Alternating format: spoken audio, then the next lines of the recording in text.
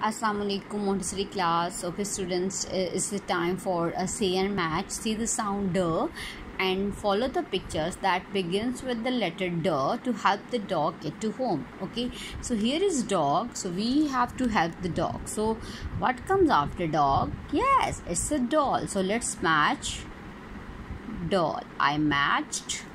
After that, now match it with turtle. No.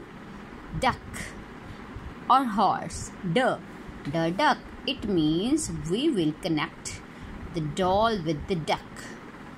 After that, turtle, drum or horse.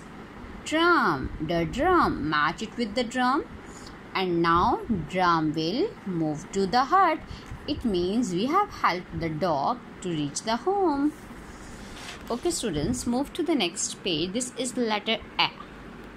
Elbow, empty. Oh, it's empty, means it's nothing.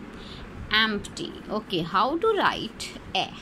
Students, just start from the dot, a straight line. After a short straight line, same like curve. Draw a curve. Draw a curve. Draw a curve. Okay, same like this. Complete the page and trace the letter A.